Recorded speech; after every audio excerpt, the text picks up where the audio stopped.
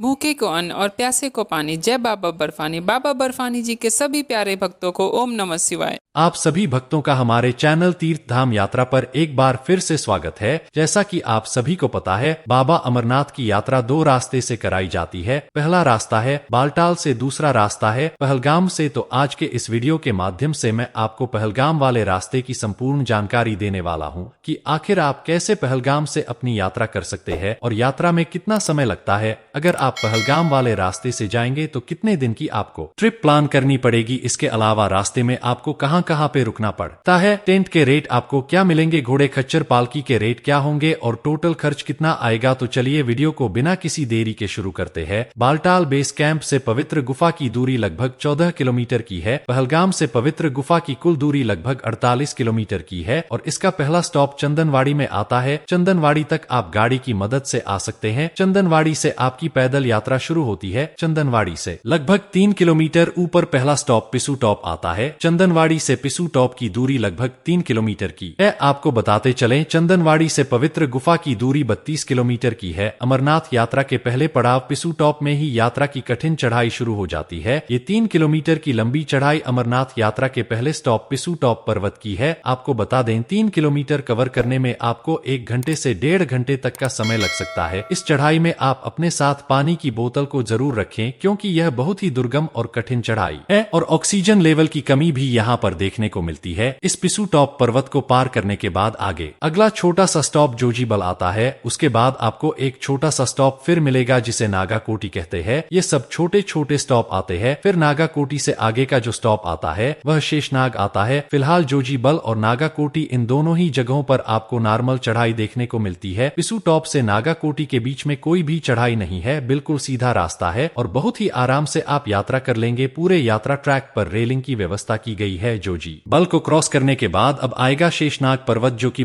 आपका बहुत बड़ा स्टॉप होने वाला है। पिसू टॉप से शेषनाग की दूरी लगभग 9 किलोमीटर की है और यहाँ से पंचतरनी की दूरी लगभग 12 किलोमीटर की रह जाती है। शेषनाग में आप टेंट लेकर रुक भी सकते हैं। ये आपका पहला पड़ाव होने वाला है। यदि आप 1 बजे के पहले शेषनाग पहुंच जाते हैं तो ही आपको आगे जाने दिया जाएगा, नहीं तो आपको उस दिन फिर शेषनाग में ही रुकना पड़ेगा। आपको बता दें, अमरनाथ यात्रा का जो पारंपरिक रास्ता है जो कि पहलगाम है वह ज्यादा लंबा है। इस यात्रा में आप सभी को लगभग 2 से 3 दिन का समय लगता है। 3 दिन का समय तो आपका बहुत ही आराम से लगता है। अगर आप आराम से यात्रा करते हैं तो पहला स्टॉप आपका शेषनाग में रहता है, वही दूसरा स्टॉप आपका पंचतरणी में रहता है। इसके बाद तीसरा स्टॉप आपका पंचतरणी से पवित्र गुफा से होकर बालटाल में होता है। मतलब अगर आप गुफा से दर्शन करने के बाद चाहे तो बालटाल से वापस आ सकते हैं, नहीं तो आप चाहे तो वापस पहलगाम भी आ सकते हैं। तो यदि आप बालटाल से वापसी यात्रा करना चाहते हैं तो गुफा से डायरेक्ट आपको बालटाल ही आना पड़ेगा, और यदि आप पहलगाम से वापसी करना चाहते हैं तो पहला स्टॉप सेम वही पंचतरनी रहने वाला है। गुफा से बालटाल की दूरी 14 किलोमीटर की है, जिसे आप आसानी से कवर कर सकते हैं क्योंकि ये पूरा ढालान वाला ट्रैक रहने वाला है। वापसी यात्रा के लिए तो आप आसानी से 5 से 6 घंटे में कवर कर लेंगे। आप सभी को बता दें कि पवित्र गुफा पर रुकने की व्यवस्था बिल्कुल खत्म कर दी गई है। अमरनाथ यात्रा में जो पिछले साल फ्लड आया था उसके बाद से गुफा के पास किसी को भी रुकने की अनुमति नहीं है। शेषनाग बेस कैंप पर पूरी तरह से रुकने की व्यवस्थाएं, यात्रियों के लिए मेडिकल, चिकित्सा, निशुल्क लंगर, यह सारी सुविधाएं आपको मिल जाएगी। कहीं भी कोई परेशानी नहीं आने वाली है। शेषनाग से आगे की आप जब यात्रा शुरू करते हैं तो पहला स्टॉप लगभग 4.5 किलोमीटर बाद आता है, जिसे हम महागुण स्टॉप या गणेश स्टॉप भी कहते हैं। एक बार फिर से आपको लगभग 4.5 किलोमीटर की कठिन चढ़ाई का सामना करना पड़ेगा। यहाँ पर आपको थोड़ी बहुत ऑक्सीजन की कमी देखने को मिल सकती है। यह लगभग 14,000 फीट की ऊंचाई पर स्थित है। ऐसे में अगर आपको सांस की कोई भी प्रॉब्लम है तो कृपया यहाँ आप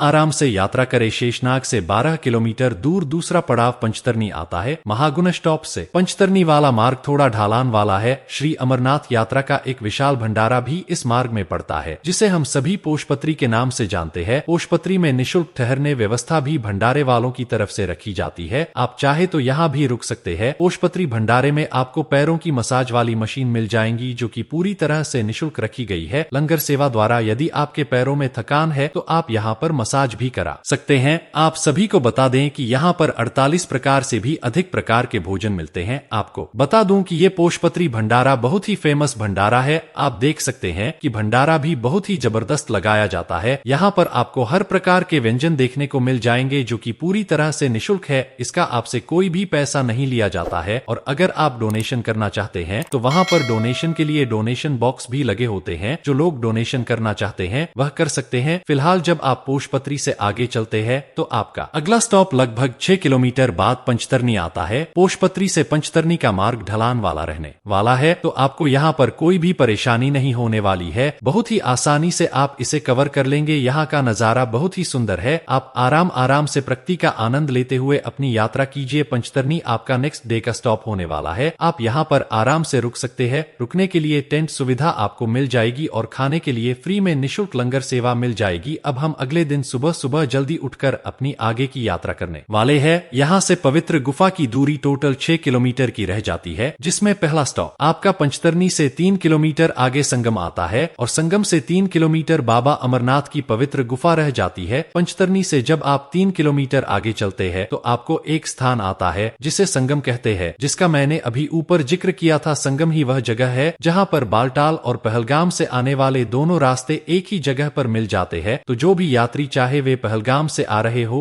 या बालटाल से, वे सभी यात्री संगम से आगे की 3 किलोमीटर की पवित्र गुफा तक की यात्रा एक साथ एक ही मार्ग से करते हैं। तो अभी हम लोग पवित्र गुफा तक पहुंच चुके हैं। अब हम लोग यहाँ से चलेंगे, दर्शन करेंगे चल के बाबा बर्फानी के। लेकिन बाबा बर्फानी के दर्शन करने से पहले आपको यहाँ पे क्या क्या सुविधाएं मिलती है, थोड़ी सी इसके बारे में जानकारी दे देते हैं। तो बाबा बर्फानी के दर्शन करने से पहले अगर आप यहाँ पे चेंज करना चाहते हैं, नहाना चाहते हैं, तो यहाँ पे आपको गर्म पानी मिल जाता है। 100 से 150 आपको देना पड़ेगा और आप गर्म पानी लेके स्नान कर सकते हैं। तो आप यहाँ पे पहुंचकर आराम से स्नान करिए, कपड़े चेंज करिए। यहाँ पे आपको दुकान देखने को मिल जाएंगे। बाबा बर्फानी में चढ़ाने के लिए प्रसाद लीजिए और जाके लाइन में लग जाइए और दर्शन करिए बाबा बर्फानी के। अभी हम लोग पहुंच चुके हैं गुफा के बिल्कुल पास में और चल रहे हैं दर्शन करने। ये ठीक सामने जो आप देख रहे हैं यही पवित्र गुफा है और यहीं पे शिवलिंग रूप में बाबा बर्फानी की शिवलिंग बनती है, जिनके दर्शन करने भक्त इतनी दूर से यहाँ तक पहुँचते हैं। तो अभी हम लोग भी यहाँ से आगे चलेंगे और बाबा बर्फानी के दर्शन करेंगे। इसके आगे कैमरा अलाउड नहीं करते हैं, तो आगे का वीडियो नहीं दिखा सकते हैं। आपको श्री अमरनाथ जी की पवित्र गुफा के दर्शन करने में भीड़ कितनी भी ज्यादा हो, आपको 1 से 1.5 घंटे में बहुत आराम से दर्शन हो जाते हैं।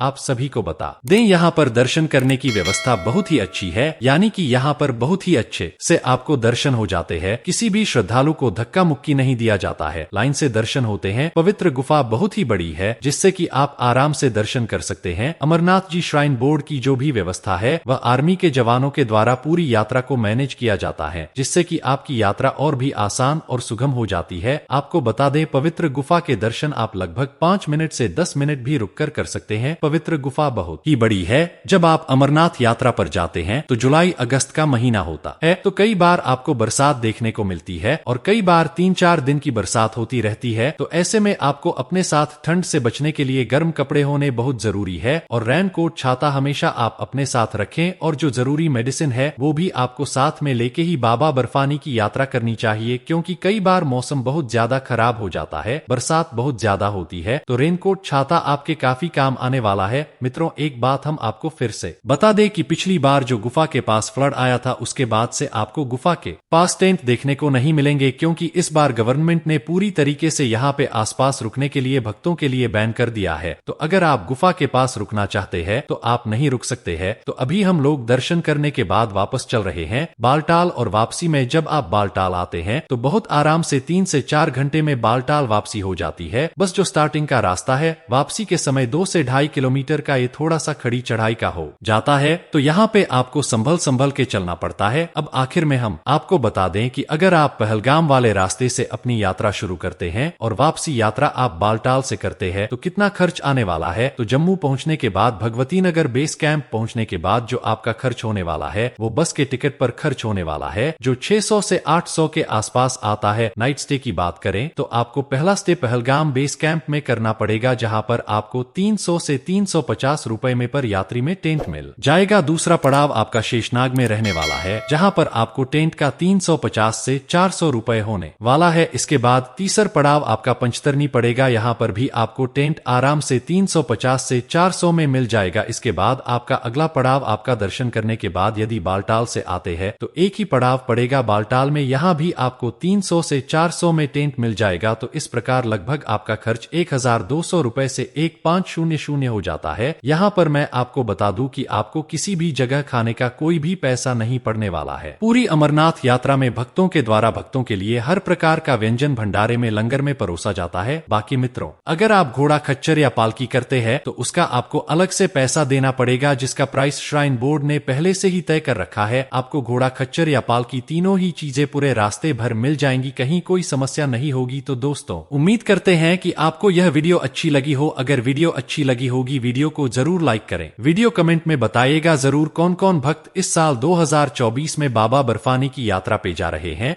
और कौन कौन से लोग 29 तारीख से अपनी यात्रा की शुरुआत करने वाले हैं। कमेंट करके बताएं अपने। अगर अभी तक आपने हमारे चैनल को सब्सक्राइब नहीं किया है तो हमारे चैनल को सब्सक्राइब कर ले, बेल आइकॉन को प्रेस कर दो, क्योंकि हमारे चैनल पर ऐसे ही यात्रा से जुड़े हुए इंफॉर्मेशन वीडियो आते रहते हैं। जय श्री अमरनाथ जी। आप सबकी यात्रा मंगलमय हो।